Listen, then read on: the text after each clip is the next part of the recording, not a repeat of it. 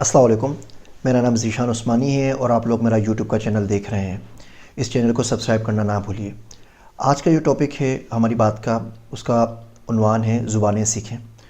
दुनिया के अंदर इस वक्त 7,000 से ऊपर ज़ुबानें बोली और समझी जाती हैं। कुछ ज़ुबानों को बोलने और समझने वाले लोगों की तादाद अरब से भी ज़्यादा है, 1 अरब से भी ज़्यादा है, और कुछ ज़ुबानों को बोलने और समझने वालों की तादाद सिर्फ 500 है। बर्र-ए-आज़म एशिया में कोई 2300 ज़ुबानें बोली जाती हैं। बर्र-ए-आज़म अफ्रीका में कोई 2100 से ऊपर ज़ुबानें बोली जाती हैं। नॉर्थ अमेरिका में कोई 216 ज़ुबानें बोली जाती हैं। 6 ज़ुबानें बहुत ज़रूरी हैं जिसके ऊपर आपको किसी न किसी हद तक महारत, किसी न किसी तक अबूर होना चाहिए। हम में से उम्मन हमारी इलाक़ाई ज़ुबानें बहुत सारी हैं। हर शख्स 2, 3, 4 ज़ुबानें तो बोलता और समझता ही है। अब 3 ज़बानें सीखें ताकि दीन ले सकें: अरबी, फ़ारसी और उर्दू। अगर ये 3 ज़ुबानें आपको आएंगी तो आप किसी ट्रांसलेशन के तर्जुमे के मोहताज नहीं होंगे। आप डायरेक्ट जो असर इबारतें होंगी वहाँ से जाके सीख सकते हैं, अपने मतलब की बातों को अख़ज़ कर सकते हैं। तो अगर आपको उर्दू आती है, अगर आपको अरबी आती है, आपको फ़ारसी आती है, तो बहुत हद तक दीन को ले सकेंगे। इसी तरीके से अगर आपको अंग्रेज़ी आती है, आपको मैंड्रीन आती है, आपको स्पेनिश आती है, आपको फ़्रेंच आती है, तो आप दीन को दे सकेंगे। अगर आप सिर्फ ये 4-5 ज़ुबानें सीख लें, अरबी, फ़्रेंच, मैंड्रीन, स्पेनिश और इंग्लिश, तो आप दुनिया के 3.5 अरब लोगों से बात कर सकते हैं। आप दुनिया के 257 मुल्कों में बात करने के काबिल होंगे। इसका इतना बड़ा इम्पैक्ट होगा। हम बहुत सी चीज़ें सीखते हैं बचपन के अंदर, बच्चों को बहुत सारी चीज़ों पे लगाते हैं। थोड़ा सा फोकस करें तो 2-4 ज़बानें आ ही जाएंगी। देखिए, अरबी और उर्दू के अंदर सेम रस्मुल ख़त है। फ़ारसी भी इतनी मुश्किल नहीं है, उर्दू के अंदर फ़ारसी के भी अल्फाज हैं, तुर्किश के भी हैं, अरबी के भी हैं। थोड़ी सी मेहनत करके ये चीज़ें हम सिखा सकते हैं। जो बच्चे हमारे मदारिस में पढ़ रहे हैं उनको अरबी भी आती है, थोड़ी सी मेहनत करें तो फ़ारसी सीख सकते हैं, और उर्दू तो सब लोगों को आती ही है।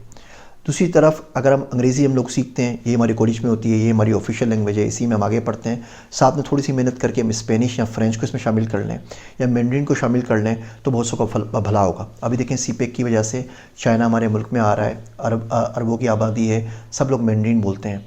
आप मईशत में उनसे नहीं जी सकते, आपकी तादाद इतनी ज़्यादा नहीं है।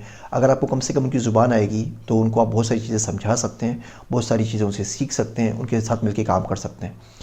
इस बात पे ज़रूर सोचिएगा। हमारी ज़िंदगी में हम बहुत सारे टारगेट्स बनाते हैं कि हमें $1 मिलियन जमा करने हैं, हमने स्टार्टअप खोलना है, हमने ये करना है, हमने बच्चों को ये पढ़ाना है, हमने बच्चों को वो पढ़ाना है। आप थोड़ी सी कोशिश करें, थोड़ी सी मेहनत करें, तो आप उसको ज़ुबानें सिखाने के ऊपर ज़रूर लगाइए। बच्चों की तरबियत में बहुत ज़्यादा अहम किरदार अदा करेगी। कहीं ना कहीं से, किसी न किसी तरीके से इसका फ़ायदा आपको ज़रूर पहुँचेगा।